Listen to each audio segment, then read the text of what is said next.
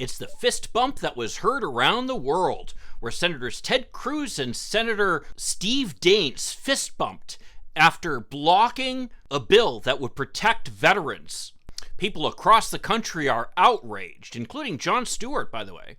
But one question that I wonder is, are Democrats going to be able to turn all this Republican intransigence on these issues into something that can help them in the next election? Let's talk about it in today's video.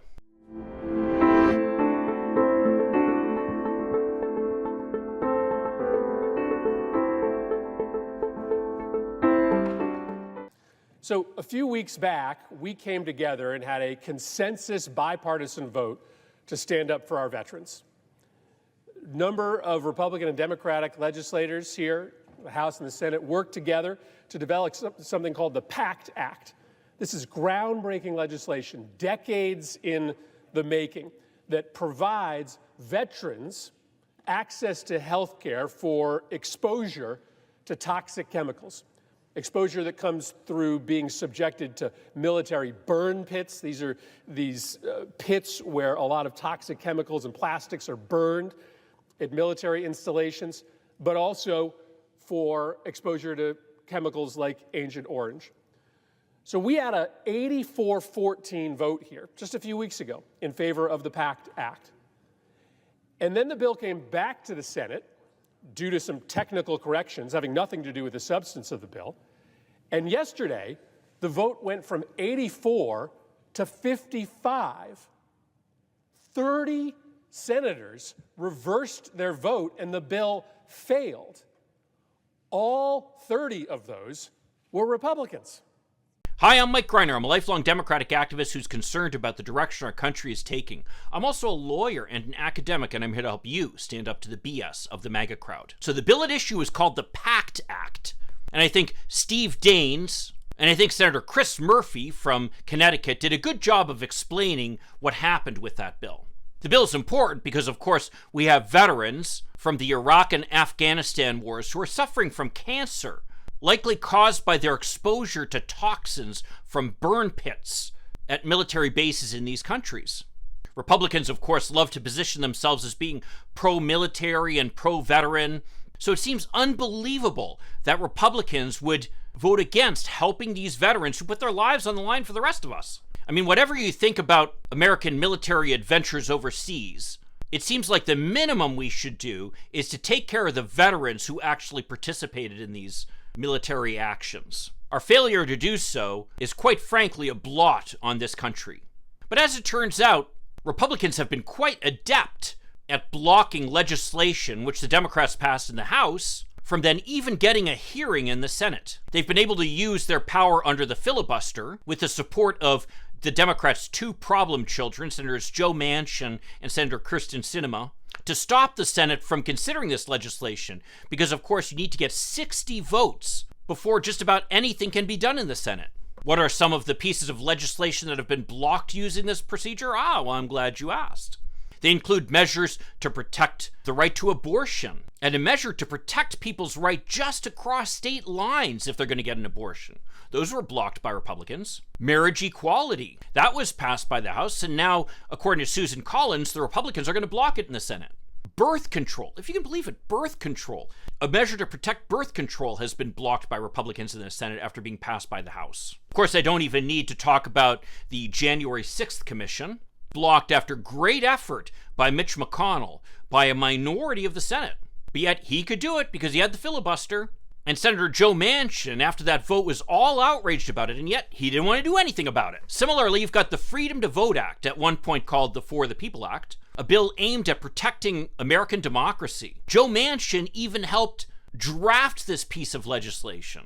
And yet, we can't even get the Senate to consider it. Then there's the John L. Lewis Voting Rights Act, which essentially would reauthorize the Voting Rights Act of 1965, something that in the past has received overwhelming bipartisan support. Well, that passed the House, only to die in the Senate again. And then we have an assault weapons ban and a measure to address white supremacy and domestic terrorism. That seems somewhat appropriate given what the country's been dealing with over the past few years. But the Senate blocked those things.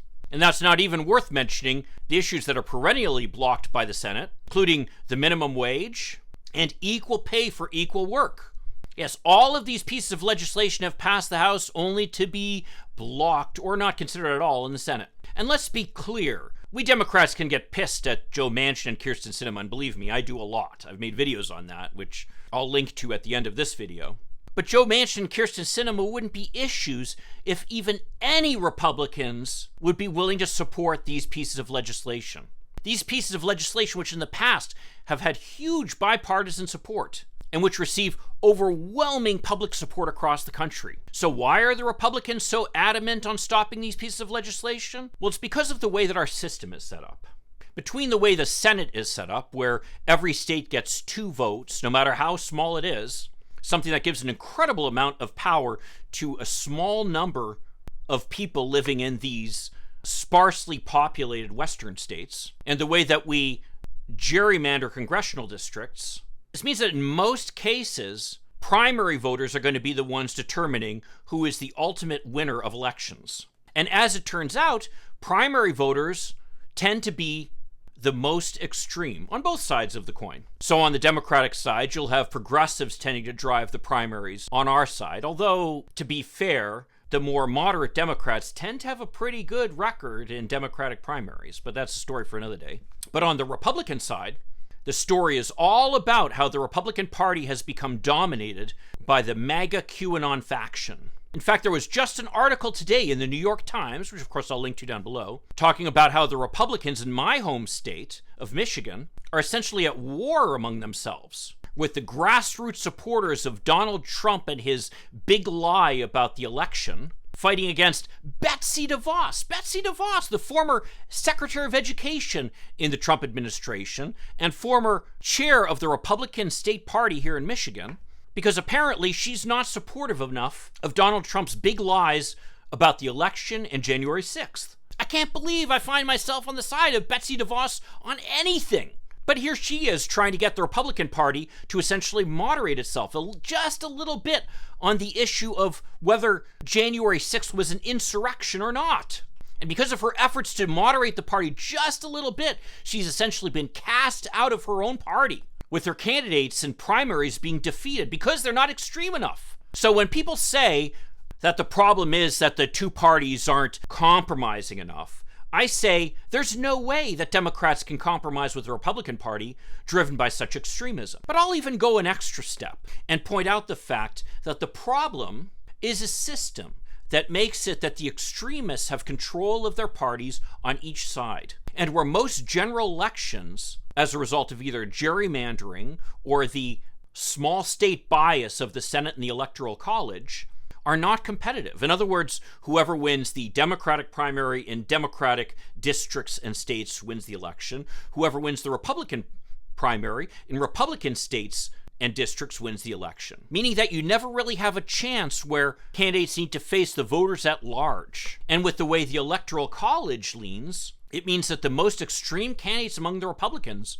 are the ones who succeed. So the fact of the matter is, until we change the system fundamentally, it's irrelevant to say, oh, we should have a third party, or oh, we wish we had other choices, or oh, the party should just get along. Because it's the system that sets up this battle of the extremes, with the Republican Party in particular becoming nothing more than today's American fascist party advocating a return to Jim Crow. Now, you might say that, hey, the Democrats just need to get out the fact that Republicans are blocking progress on all these important issues that I talked about earlier. And we have the votes to prove it if people don't believe it. But here's the problem, and where I do get frustrated with Democrats sometimes. When I first decided I wanted to do this video, I thought, hey, I'll just look up what are the bills that have passed the House that are being blocked by the Republicans in the Senate. And guess what I could find? Nothing.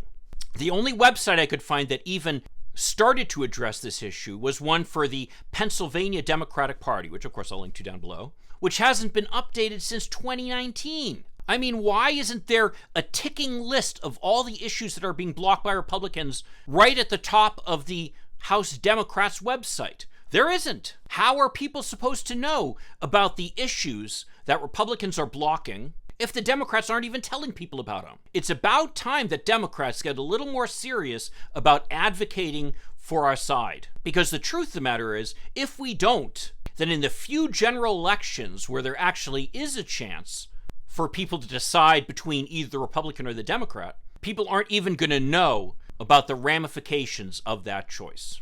Well, if you want to see a video that I referenced earlier about what a problem Kyrsten Sinema is for the Democrats, why don't you check out this one over here? In fact, I've even called that she needs to face a primary challenge, and I still stand by that. I'll see you then. In the meantime, let's hope for continued progress. Thank you.